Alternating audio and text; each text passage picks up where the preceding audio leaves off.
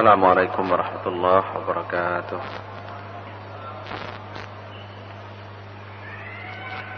Alhamdulillah rabbil alamin. Hamdan yuafi ni'amahu wa yukafi'u mazidah. Ya Rabbana lakal hamdu kama yanbaghi li jalali wajhika wa 'azimi sultanik. Radina billahi rabba wa bil islam dina wa bi Muhammadin sallallahu alaihi wasallam nabiyyan wa rasulah. أشهد أن لا إله إلا الله وحده لا شريك له اللهم صل على محمد وعلى آل محمد كما صليت على إبراهيم وعلى آل إبراهيم في العالمين إنك حميد مجيد.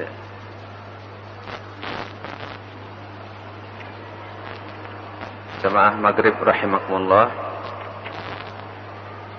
marilah kita bersyukur kepada Allah Subhanahu wa taala pada malam yang berbahagia ini.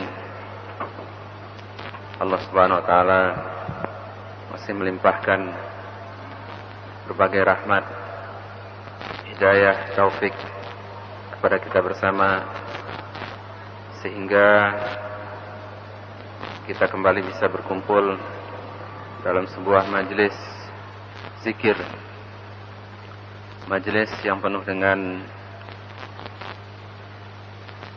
ilmu, majelis yang diberkati oleh malaikat, majelis yang dihadiri oleh para malaikat.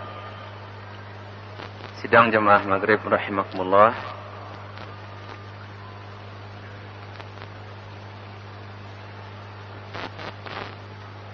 sebagaimana yang sudah kita bahas pada minggu lalu,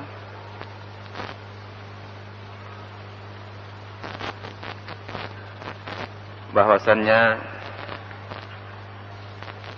waktu sholat itu ada dua. Ada yang namanya al-waktu al-mukhtar, waktu yang utama. Dan yang kedua, waktu darurah. Waktu darurah itu ya berarti waktu yang ya sekedar untuk melepaskan kewajiban.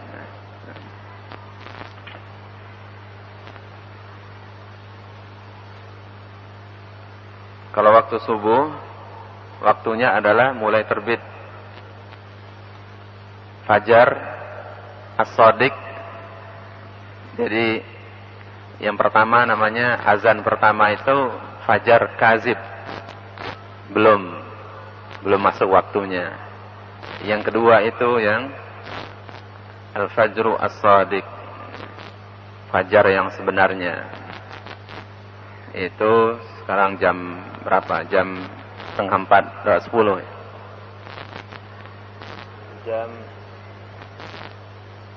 Jam 3:35. Itu berarti waktu subuh sampai terbitnya matahari. Waktu zuhur mulai tergelincirnya matahari sampai bayangan seseorang sama dengan dia, dengan panjangnya dia. Waktu asar mulai waktu bayangan tadi panjang samanya dengan dia sampai terbenamnya matahari. Maghrib mulai terbenamnya matahari sempurna sampai hilangnya warna merah di langit. Kemudian kalau warna merah itu sudah hilang, berarti waktu Isya.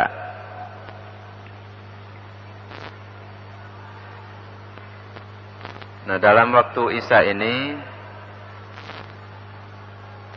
memang waktunya yang paling afdal itu adalah sepertiga malam yang terakhir.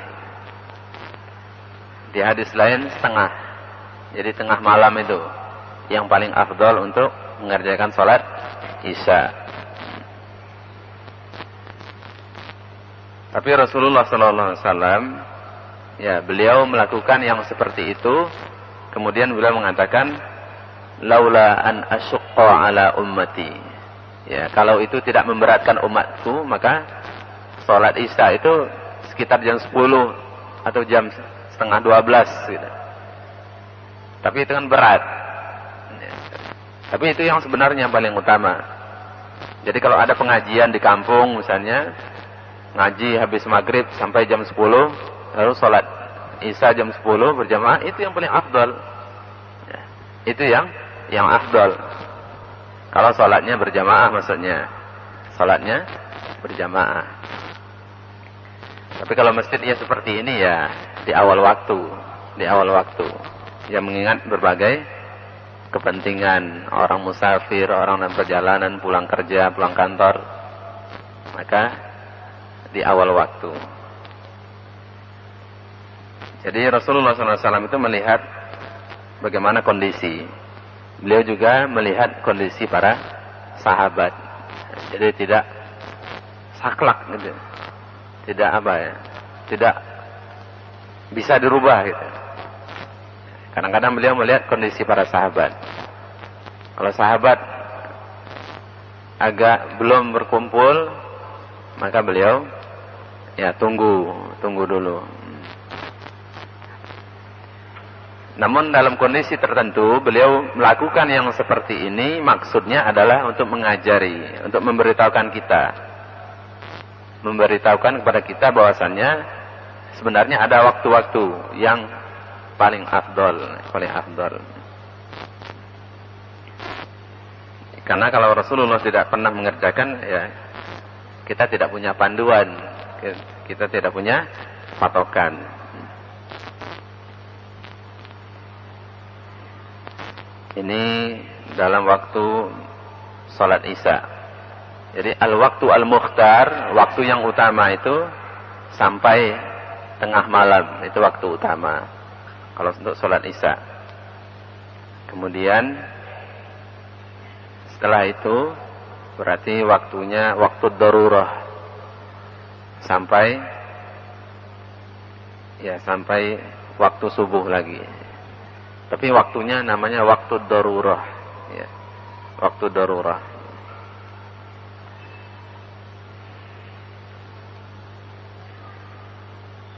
Dari Rafi' bin Khudayj radhiyallahu anhu qala kunna nusalli al-maghrib ma'a Rasulillah sallallahu alaihi wasallam wa yansarifu ahaduna wa innahu la yubsiru mawaqi'a nablihi muttafaqun alaih. Kami salat maghrib bersama Rasulullah sallallahu alaihi wasallam. Kemudian setelah selesai salat maghrib itu mereka masih bisa melihat anak panahnya. Ya. Jadi setelah maghrib itu berarti masih ada cahaya, masih terang. Mereka sudah selesai maghrib. Karena memang malam itu tidak langsung gelap kan? Setelah maghrib kan tidak langsung gelap. Dan memang kondisi masjid Rasulullah SAW itu tidak ada lampu. Jadi tidak pakai lampu sama sekali memang. Tidak pakai lampu sama sekali. Ya di zaman itu ya tidak ada lampu, tidak ada tikarnya, langsung dengan alasnya ya dengan tanah. Jadi ini menunjukkan sholat maghrib itu waktunya itu masih ya sorenya itu masih ada cahaya, masih kelihatan. Ya, hadis ini menerangkan bahwasannya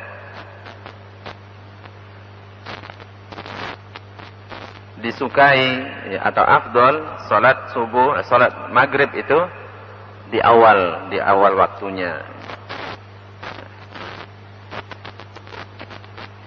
Dan karena selesai salat maghrib itu dinyatakan dalam hadis ini bahwasannya masih terang. Ya, terutama untuk maghrib ini karena waktunya pendek, maka disunahkan untuk segera melaksanakan sholat maghrib. Yang dimaksud dengan terbenamnya matahari itu kalau kita melihat di laut misalnya, itu benar-benar sudah hilang semuanya, ya bulat, ya hilang semuanya, itu berarti baru terbenam. Itu yang disebut dengan terbenamnya matahari.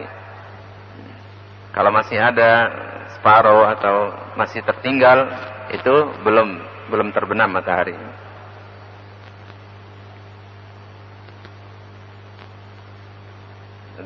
Sudah tidak kelihatan lagi matahari. Kemudian sampai kapan waktunya? Ya, waktunya itu adalah sampai hilangnya warna merah bekas cahaya matahari. Itu berarti kalau sudah hilang warna merahnya itu berarti sudah selesai waktu maghribnya dan masuk waktu isya.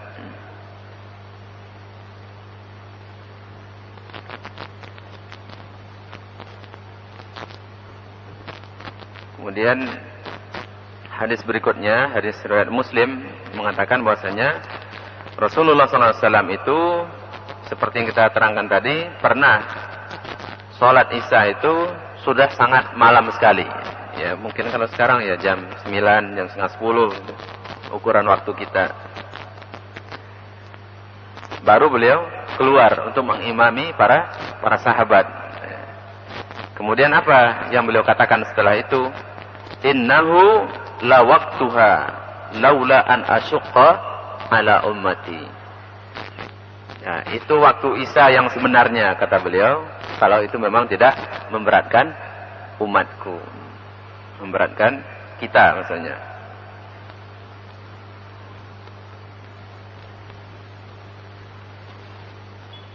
Ya, hadis ini menerangkan bahwasanya sunnahnya mengakhirkan sholat isya sampai malam, sepertiga atau setengahnya. Itulah waktu yang utama. Namun di hadis ini Rasulullah SAW juga menyatakan bahwasannya beliau sebagai imam, sebagai pemimpin pada waktu itu juga memperhatikan keadaan para jamaah. Dan beliau tidak memaksakan hal yang seperti itu. Dan kalau kita bisa melaksanakan yang seperti ini, ya sekali-sekali kita laksanakan. Ya sekali-sekali mungkin sholatnya jam setengah 10, tapi berjamaah gitu. Tapi tetap dalam jamaah. Kalau kondisinya memungkinkan. Kalau kondisinya memang memungkinkan. Nah begitulah Rasulullah SAW, beliau selalu berusaha untuk memberikan yang paling ringan kepada umatnya. Beliau mengatakan, innama bu'istum mu'yassirin wa lam tub'atsu mu'assirin. Ya. Kita ini, ya maksudnya orang-orang Islam ini atau para Rasul itu diutus muyassirin, untuk memudahkan manusia, bukan untuk menyulitkan manusia.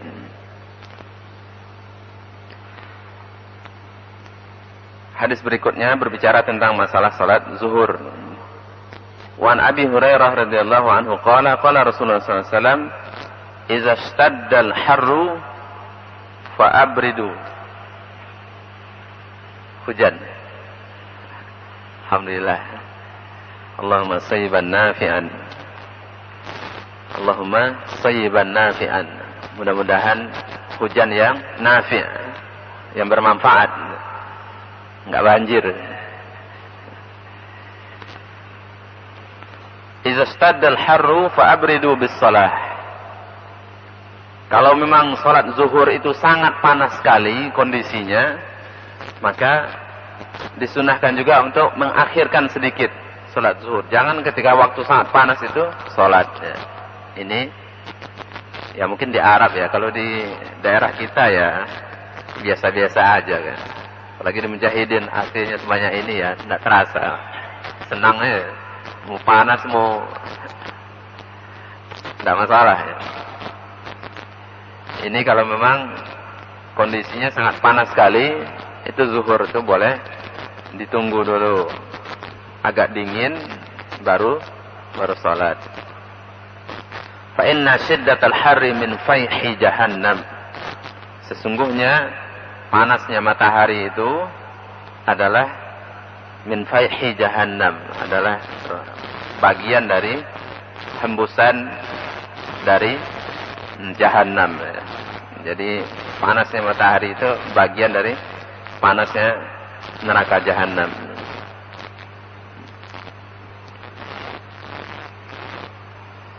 Ya, hadis ini juga menyatakan bahwasanya Rasulullah SAW itu selalu memperhatikan keadaan para makmumnya, keadaan para sahabatnya.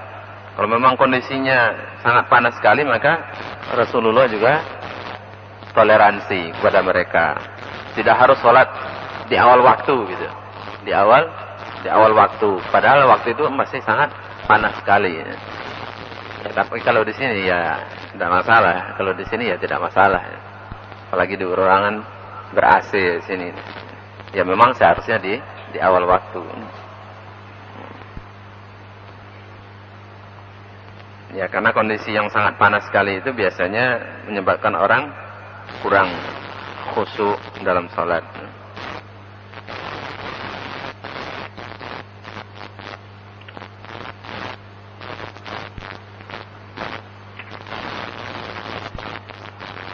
Ini tentang sholat zuhur ya, tentang sholat zuhur. Jadi boleh mengakhirkan sholat zuhur itu kalau memang kondisinya sangat panas sekali, maka boleh diakhirkan. Diakhirkan sampai agak dingin. Agak dingin. Kemudian yang berikutnya ya tentang sholat subuh. Rasulullah SAW bersabda, "Asbihu bis subhi fa innahu a'zamu li ujurikum." Hadis sahih riwayat Tirmizi dan Ibnu Hibban. Asbihu bis subhi berarti ya maksudnya adalah memperpanjang ya, memperpanjang bacaan salat ya.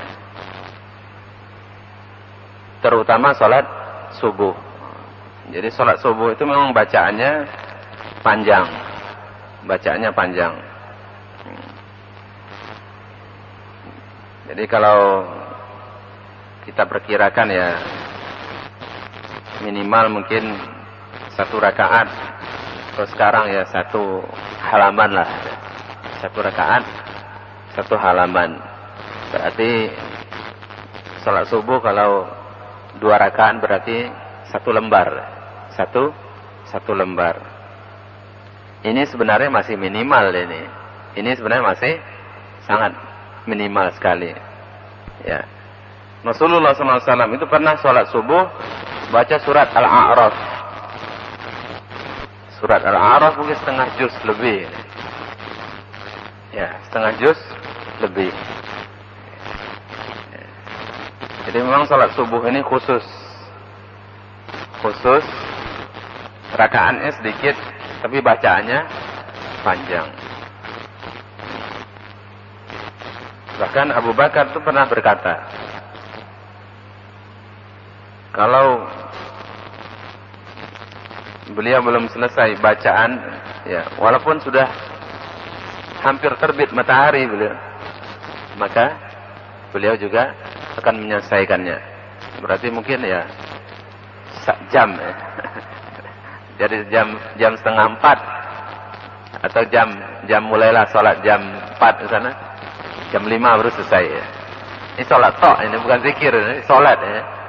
Sholatnya segitu, sholatnya segitu. Jam 4 sampai jam 5.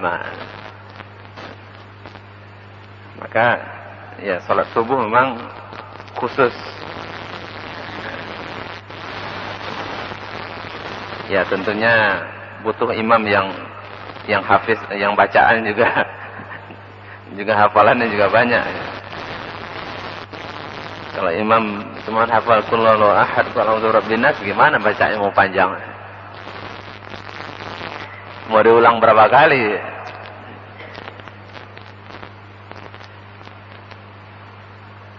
Jadi memang salat subuh ini punya keistimewaan sendiri-sendiri, luar biasa sekali. Bahkan di hadis yang lain, hadis sahih, dikatakan bahwasanya siapa yang salat subuh berjamaah di masjid, maksudnya bukan di rumah ya, di masjid, maka seakan-akan dia sudah sholat tahajud semalam suntuk, ya, sholat tahajud semalam penuh. Dan siapa yang sholat isya berjamaah di masjid, itu sama dengan sholat tahajud setengah malam. Jadi sholat subuh berjamaah di masjid itu sudah mewakili sholat tahajud satu malam. Jadi kalau orang tahajud satu malam, kata orang tahajud setengah malam tapi ketiduran, ya, rugi. Jadi pahalanya sholat subuh itu menandingi dengan tahajud satu malam.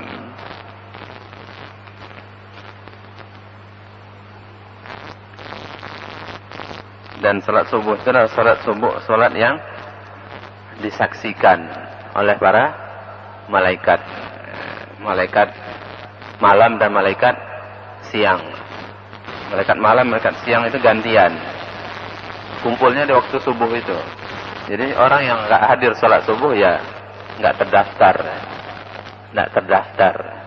Enggak masuk daftar hari itu. Inna Qur'an al-Fajri kana mashhuda, disaksikan.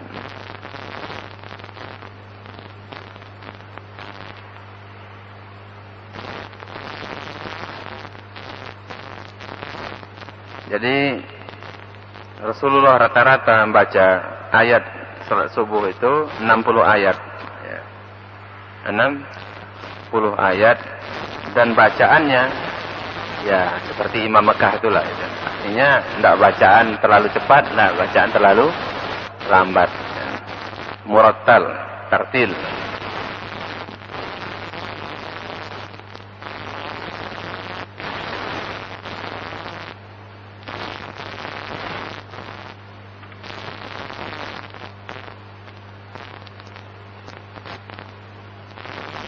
Ini tentang salat subuh. Berikutnya juga masalah salat subuh.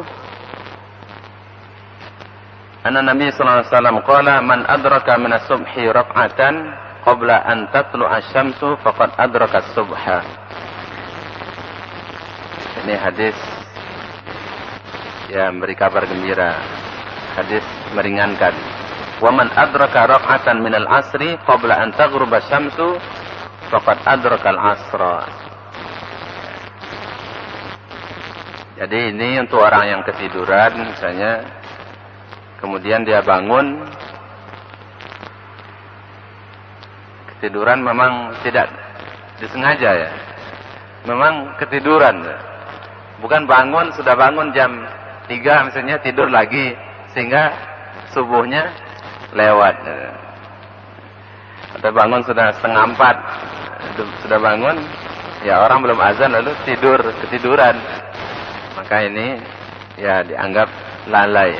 Tapi kalau memang dari malam ketiduran sampai subuh, kemudian bangun, lalu wudhu, sholat subuh, 1 rakaat sholat subuh, terus terbit matahari, maka dia sudah dianggap sholat subuh sempurna. Maksudnya 1 rakaat sholat subuhnya itu, tapi disempurnakan, bukan artinya 1 rakaat kemudian salam, tidak.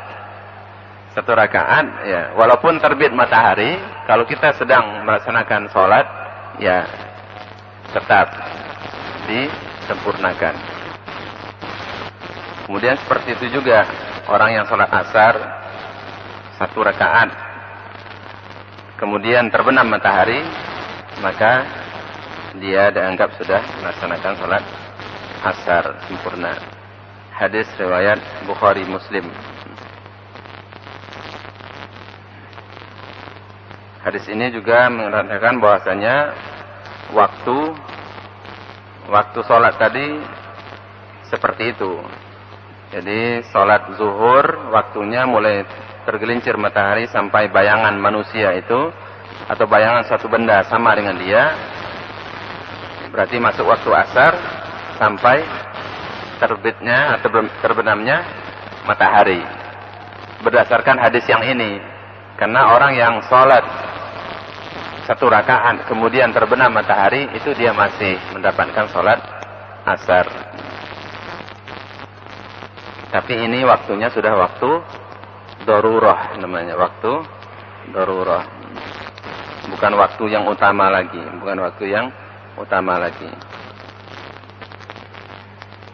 Waktu sholat asar yang utama itu yaitu ketika matahari masih terang, cahayanya masih terang, masih tinggi. Itu waktu yang utama untuk sholat asar. Ya. Kalau sudah hampir maghrib atau sudah kekuning-kuningan, maka itu sudah waktu darurah namanya. Waktu darurah, bukan waktu utama lagi.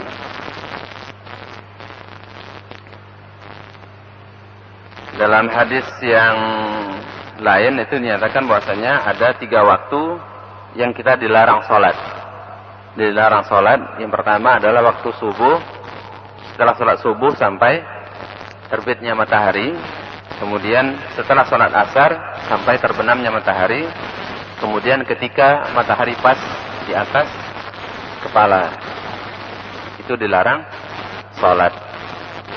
Namun dikecualikan seperti orang yang tadi, orang yang sholat subuh, ya, kemudian 1 rakaat dia terbit matahari, dia tetap menyempurnakan sholat subuhnya. Larangan ini adalah bagi orang yang sudah selesai sholat subuh, maka dia dilarang sholat sampai terbit matahari. Terbit matahari.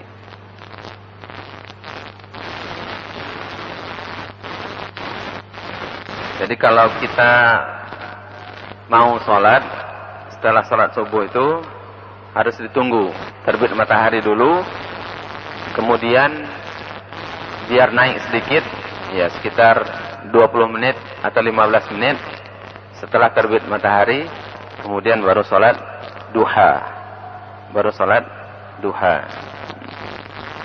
Itu waktu untuk sholat duha.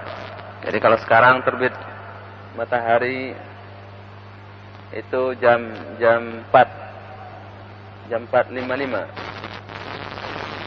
Jam 4:55 kalau sudah terbit matahari, berarti jam 5:30 itu sudah boleh duha. Siapa yang ingin sholat duha berarti sudah boleh sholat duha setelah itu.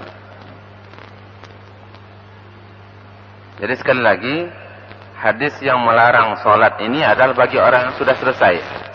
Kalau orang belum selesai sholat, ya harus sholat dulu maksudnya. Ya.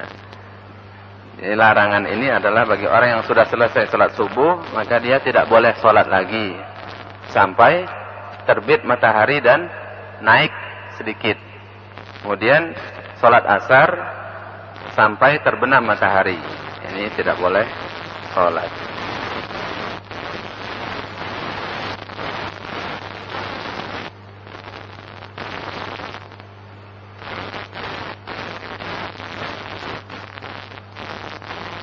Ya, seperti hadis yang riwayat Bukhari dan Muslim ini. La salata ba'da subhi hatta tatlu'a asy-syamsu. Tidak ada salat setelah salat subuh sampai terbit matahari. Wala salata ba'da al-asri hatta taghiba asy-syamsu. Tidak ada salat setelah salat asar sampai terbenamnya matahari. Hadis riwayat Bukhari dan Muslim. salasu sa'atin, ada 3 waktu tadi.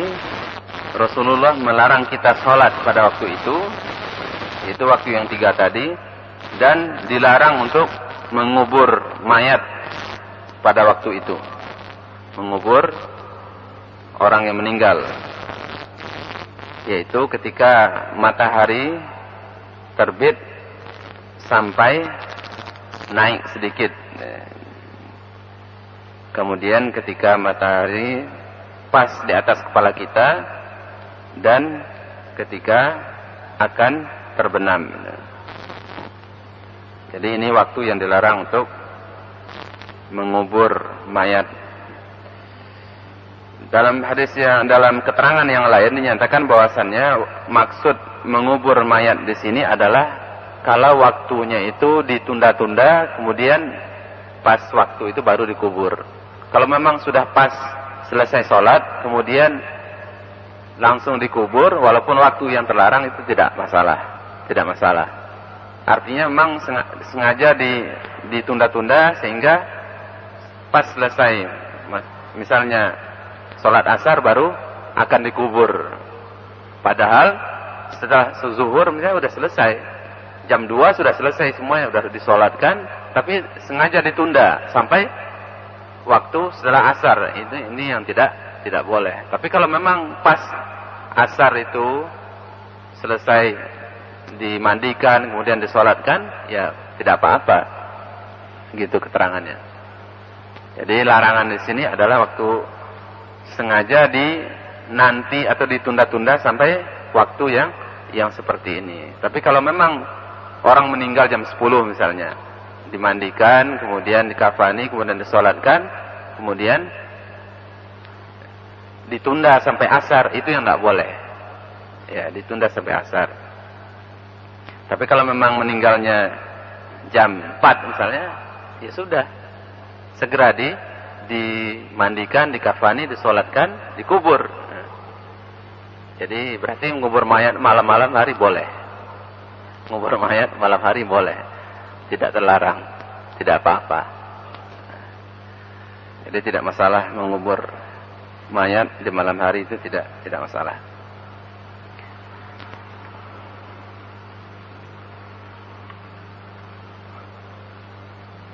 Memang banyak perbedaan di antara ulama. Mazhab Syafi'i itu mengatakan bahwasanya boleh sholat setelah sholat subuh sampai terbitnya matahari kalau ada sebabnya. Atau setelah sholat asar sampai terbenamnya matahari kalau ada sebabnya. Misalnya tahiyatul masjid atau sholat wudhu, ya. Namun mazhab yang lain itu tidak.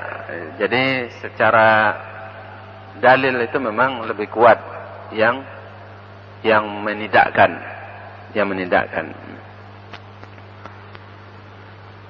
Karena dalil dari mazhab Syafi'i itu bahwasannya Rasulullah SAW itu pernah sholat sunnah, sholat ba'diyah zuhur setelah asar. Ba'diyah zuhur setelah asar. Kenapa? Karena beliau sibuk, banyak urusan sehingga beliau tidak sempat ba'diyah zuhur, dan akhirnya setelah sholat asar beliau melaksanakan sholat ba'diyah. Namun para ulama mengatakan bahwasannya ini adalah khususiyah, khusus untuk Nabi, berarti bukan untuk kita. Jadi dalil mazhab Syafi'i itu banyak dibantah oleh mazhab yang lain. Jadi 3, mazhab Abu Hanifah, Hambali, dan Imam Malik itu tidak. Jadi gimana? Ya kalau kita masuk masjid waktu setelah asar, ya berarti tidak sholat tahiyatul masjid gitu. Kalau mengambil mazhab yang jumhur, yang mayoritas ulama mengatakan itu berarti tidak ada. Namun mazhab Syafi'i mengatakan boleh kalau ada sebabnya. Misalnya apa? kita setelah sholat asar kemudian kita masuk masjid. Kan ada tahiyatul masjid. Itu kan ada sebabnya. Ya, menurut mazhab Syafi'i itu boleh. Tapi mayoritas ulama itu tidak membolehkan. Kalau saya ya cenderung mengambil yang banyak, yang mayoritas saja. Mayoritas, ya. 3 mazhab itu tidak. Kalau mazhab Syafi'i, ya. Jadi gimana? Ya, kalau masuk masjid setelah asar, ya duduk, tidak apa-apa, duduk. Kecuali kalau memang nanti sudah masuk waktu maghrib.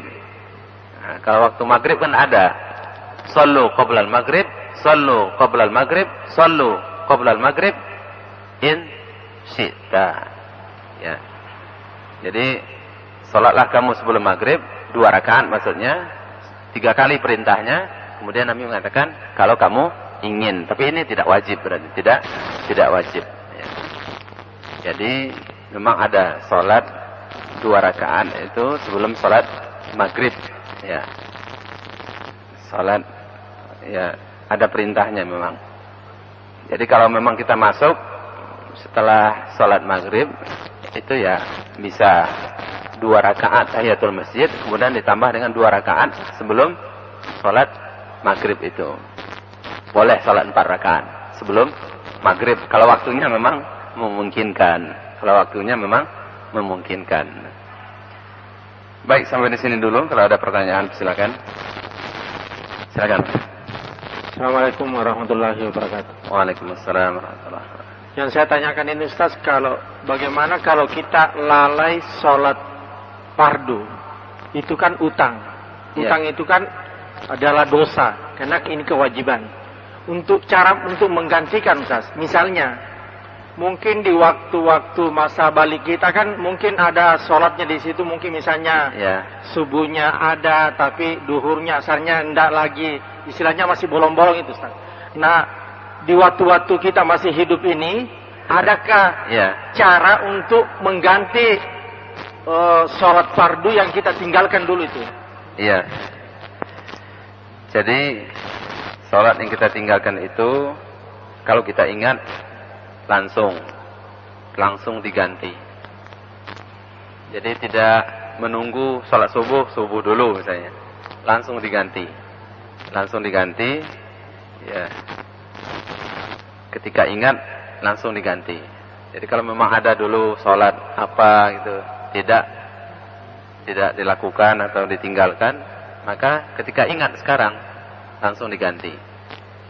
Dan itu dikecualikan di waktu yang 3 tadi. Itu tidak termasuk. Artinya waktu yang 3 tadi boleh. Misalnya kalau kita ingatnya setelah asar, oh iya saya dulu atau minggu kemarin belum sholat zuhur. Ingatnya setelah asar, langsung diganti setelah asar. Ya, gitu. Cuman masalahnya kalau tinggal sholatnya 5 tahun gimana Ustaz? Meninggalkan sholat selama 5 tahun, gimana cara gantinya? Ya katanya ada cicil kayak gitu. Dicicil, jadi waktunya disesuaikan dengan waktu masing-masing. Tapi kalau sholatnya misalnya tinggalnya 3, 2, ya langsung diganti. Tapi kalau sudah bertahun-tahun begitu ya mungkin perlu. Tapi ya, sebenarnya Allah Subhanahu wa taala itu tidak seperti itu sebenarnya. Artinya kalau kita memang punya niat yang ikhlas, yang tulus untuk bertobat, ya insyaallah pasti diterima oleh Allah Subhanahu wa taala. Itu enaknya kalau berutang sama Tuhan, gampang. Berutang sama orang yang susah. Ya.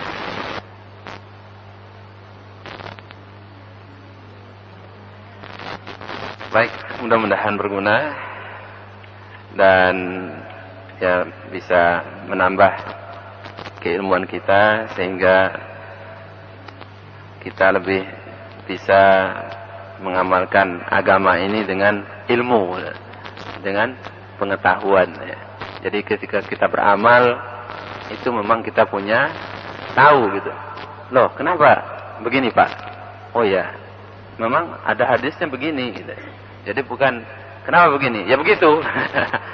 Itu kan kadang-kadang seperti itu. Jadi kita mudah-mudahan dengan pengajian ini ya kita mengetahui kenapa kita melaksanakan seperti ini. Ya, Nabi melaksanakan seperti itu. Ada hadisnya, ada dalilnya. Ya, seperti itu. Bukan hanya sekedar ikut-ikutan. Allahumma anfa'na bima 'allamtana wa 'allimna ma yanfa'una. Allahumma inna nas'aluka ilman nafi'a wa rizqan thayyiban wa 'amalan mutaqabbala. Subhana rabbika rabbil izzati amma yasifun wa salamun 'alal mursalin walhamdulillahi rabbil alamin. Wassalamu alaikum warahmatullahi wabarakatuh.